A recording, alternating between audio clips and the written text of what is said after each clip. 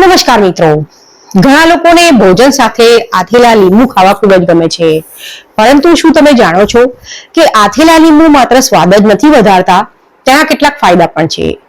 જો કે વધુ માત્રામાં ખાવાથી નુકસાન પણ થઈ શકે છે. તો ચાલો આજના વિડીયોમાં જાણીએ આથેલા લીંબુના ફાયદા અને ગેરફાયદા. સૌથી પહેલા વાત કરીએ ફાયદાઓની. પહેલો ફાયદો, આથેલા લીંબુ ભોજનનો સ્વાદ વધારે છે અને ઘણા લોકોને ભૂખ વધારવામાં મદદરૂપ બની શકે છે. બીજો ફાયદો, લીંબુમાં કુદરતી રીતે વિટામિન સી અને એન્ટીઓક્સિડન્ટ્સ હોય છે. જો કે અથાણું બન્યા પછી તેની માત્રા થોડી ઘટી શકે છે, છતાં થોડા પ્રમાણમાં તેનું સેવન લાભદાયી બની શકે છે. ત્રીજો ફાયદો, આથેલા લીંબુ પાચન ક્રિયાને મદદરૂપ બની શકે છે, ખાસ કરીને જો તે મર્યાદિત માત્રામાં ખાવામાં આવે તો. ચોથો ફાયદો, ઘરે સ્વચ્છ રીતે બનાવેલા આથેલા લીંબુ લાંબા સમય સુધી સાચવી શકાય છે અને ભોજન સાથે સ્વાદિષ્ટ વિકલ્પ બની શકે છે.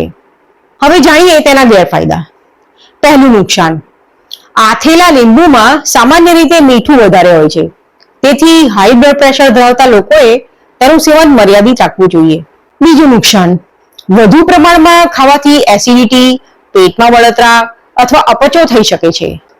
ત્રીજું નુકસાન, જો અથાણામાં તેલ વધુ હોય તો તેનું વારંવાર અને વધુ પ્રમાણમાં સેવન સ્વાસ્થ્ય માટે યોગ્ય નથી. ચોથું નુકસાન, કિડની સંબંધિત સમસ્યા ધરાવતા લોકો માટે વધુ મીઠું નુકસાનકારક બની શકે છે. આવા લોકોએ ડોક્ટરની સલાહ મુજબ જ તેનું સેવન કરવું.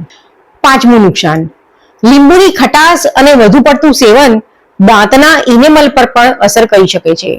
તો આખરે શું કરવું?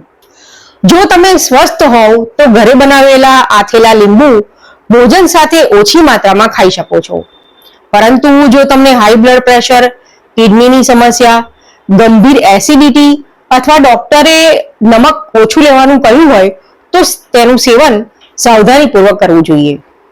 આ માહિતી સામાન્ય જાણકારી માટે છે. કોઈ પણ ગંભીર તકલીફ હોય તો તમારા ડોક્ટરની સલાહ જરૂર લો. જો તમને આ વિડીયો ઉપયોગી લાગ્યો હોય તો લાઈક કરો, શેર કરો અને આવી જ સ્વાસ્થ્ય સંબંધિત માહિતી માટે અમારી ચેનલને સબસ્ક્રાઇબ કરવાનું ભૂલશો નહીં. વિડીયો જોવા માટે ખૂબ ખૂબ આભાર. ફરીથી મળીશું, ત્યાં સુધી આવજો.